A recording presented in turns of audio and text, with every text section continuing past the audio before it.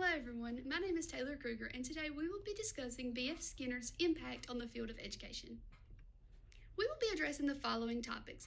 First, I will provide a historical perspective of B.F. Skinner's background.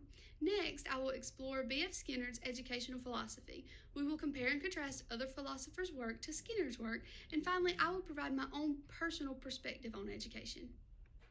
Skinner obtained his doctorate degree from Harvard University, where he majored in psychology. He is widely known for his operant condition theory. When he coined this theory, he focused heavily on Ivan Pavlov and John Watson's work. Skinner admired Pavlov's work regarding classical conditioning. Skinner used this idea of classical conditioning to elicit a natural response. He learned that behaviors that were rewarded would likely occur again.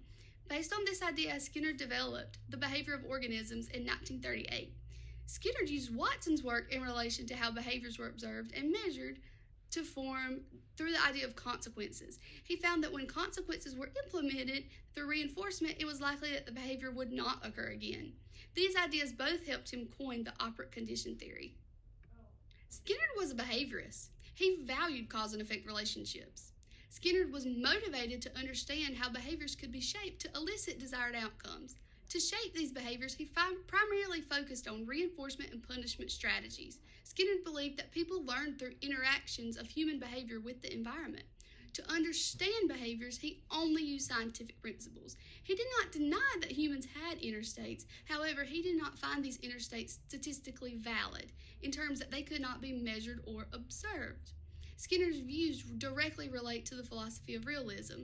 Skinner believed that conditioned human behavior was a direct correlation to natural law. This blended his views of behaviorism with the philosophy of realism.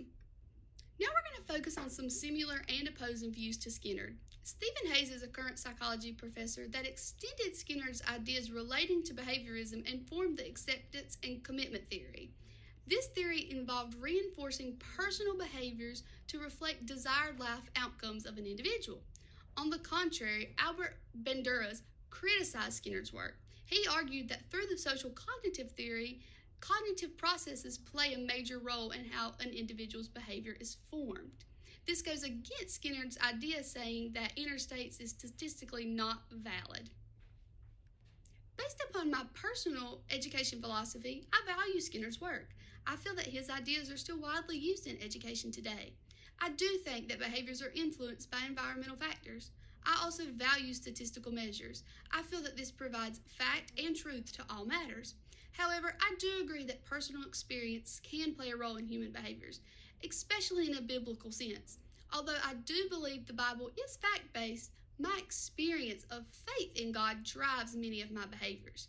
As we conclude, I want to leave you with a personal quote.